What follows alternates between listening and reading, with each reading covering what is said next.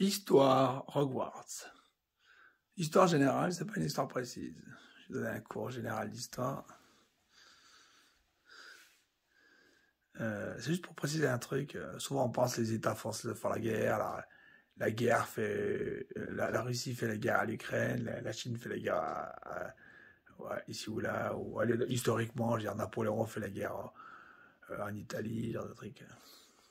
Et moi, j'ai étudié un petit peu, pas énormément l'histoire d'ailleurs. J'ai étudié un petit peu comme tout le monde la société, le monde moderne, surtout ce que l'on a ici devant nos yeux. En tout cas, aujourd'hui, je constate que les États ne se font pas la guerre. Ça n'existe pas. Ça n'existe pas. Les États ne se font pas la guerre. La Russie ne fait pas la guerre aux États-Unis. Les Chinois ne font pas la guerre aux Indiens.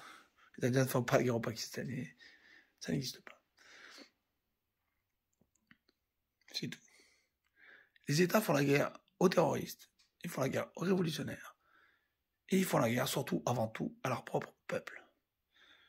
Les États sont en guerre totale, constante, contre les peuples, contre leur propre peuple, donc contre les hommes. Les États font la guerre aux hommes, oui. Et avant tout aux terroristes, aux criminels, aux terroristes et aux révolutionnaires. Ils détestent les révolutionnaires et ils détestent les terroristes. Quand Poutine fait la guerre en Ukraine, il ne fait pas la guerre à l'Ukraine.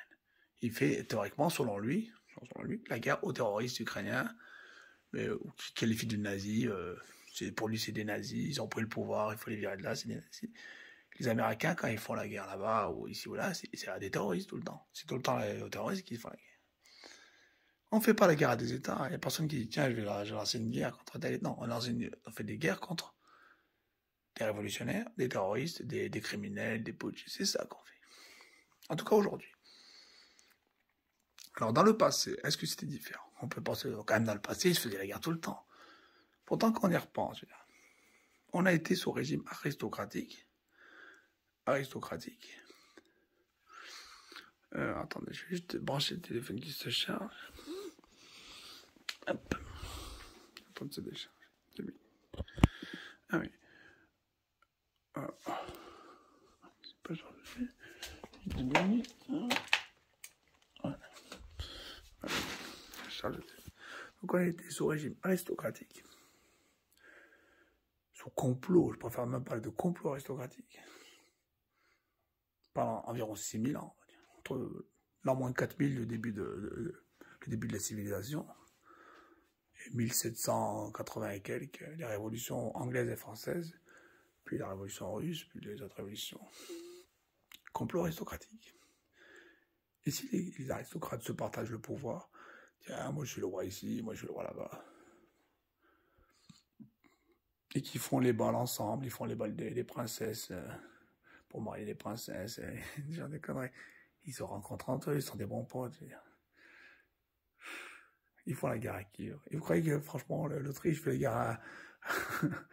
que l'Allemagne fait la guerre à la France, et les Anglais font la guerre aux Français? Oh, c'est possible, je dis pas que c'est pas vrai, hein. C'est vrai. Mais avant tout des potes, le roi d'Angleterre, le roi de France, le roi d'Allemagne, le duc de je sais pas quoi, le duc de comte, le duc, ça rend tous des grands potes à la fin. À la fin, ils sont des potes. Ils font la guerre à leur propre peuple. Ils aient pu rappeler les lemmings. S'il y a trop de lemmings, ça mange trop, on tue quelques lemmings, et ça va mieux. Nous sommes des lemmings, les humains. Des fois, il y a un petit peu trop de lemmings. Il faut tuer les lemmings, quand même. Et les États ne font pas la guerre aux États. Ils font la guerre à leur propre peuple. Ils font la guerre aux révolutionnaires et aux terroristes. C'est comme ça que ça fonctionne. C'était le point histoire, pour rappeler que nous sommes des simples petits lemmings. Et quand on commence à être nombreux, là, les lemmings. En plus de ça, oh là là, il y a des robots partout, maintenant, ils veulent prendre notre travail. Alors certains se disent, qu'est-ce qu'on doit faire de notre travail? Qu'est-ce qu'on va faire? On n'aura plus de travail, comment on va faire? Certains se disent, ouais, on va être peinard. On va être peinard. Il n'y aura plus besoin de travailler. C'est bon. Les robots vont faire le travail à notre place, ça va pouvoir glander. Alors moi, je dirais, il va se passer deux possibilités. Et je parlerai plutôt sur la deuxième que la première. La première possibilité, il y a trop de lemmings, on tue quelques lemmings, et on repart avec moins de lemmings. Ça règle le problème de réchauffement climatique, ça règle plein de problèmes. Vu que les robots peuvent faire le travail, on n'a plus besoin des lemmings maintenant. Ben oui, les lemmings ne servent plus à rien vu que les robots font le travail. il avait des lemmings qui faisaient tout le travail, c'était bien. Maintenant, on peut faire le même travail sans les lemmings. On peut se séparer des lemmings. Ça, c'est la première possibilité. Elle n'est pas joyeuse, la première. Oh, elle est quand même plus joyeuse que la seconde. La seconde possibilité, c'est que les lemmings, ils ont un autre travail maintenant. Leur nouveau travail, les lemmings, c'est d'être des personnages de jeux vidéo. Parce que la Terre, c'est un vaste lieu. Il y a des milliards d'habitants. C'est un lieu qui est riche en diversité. Si tu tues les lemmings, ça te fait moins de lemmings, ça fait moins de diversité. Si tu gardes beaucoup de lemmings, tu les gardes vivants, les lemmings, ça te fait beaucoup plus de diversité, beaucoup plus d'expérience. Comme ça, le riche, il peut vivre toutes les expériences de jeux vidéo qu'il veut. Comme ça. Il veut être toi, il peut être toi, il veut être lui, il veut baiser celle-là, être avec lui, il peut vivre toutes les expériences de vie qu'il veut. Tu deviens juste un personnage de jeux vidéo. Tu prêtes ta vie à n'importe qui va la vivre à ta place. Il peut vivre la vie de plombier, la vie de pompier. Comme dans les jeux vidéo. Tiens, les jeux vidéo, ce serait un pompier. Vous êtes tous des acteurs à la con. Et oui, des personnages de jeux vidéo. Il n'y a plus rien à faire d'autre qu'être des esclaves dans une matrice totalement dégénérée pour des psychopathes, totalement fous.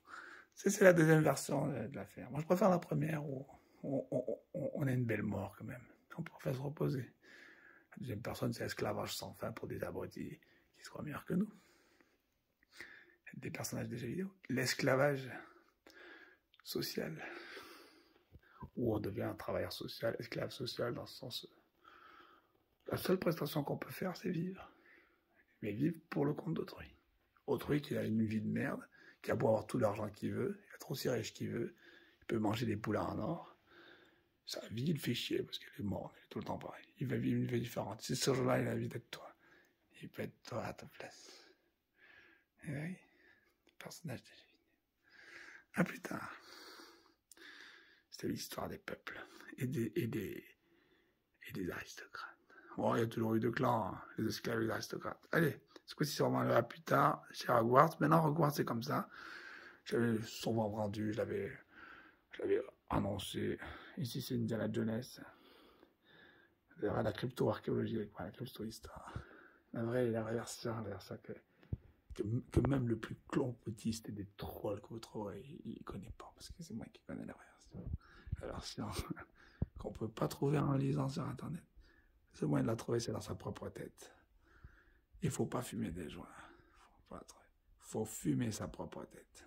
C'est sa propre tête qu'il faut fumer. Il faut fumer sa propre hypophyse, là, il faut la manger. Tu manges ta propre hypophyse. De l'intérieur, tu la manges, ton hypophyse. Tu as la vérité comme ça.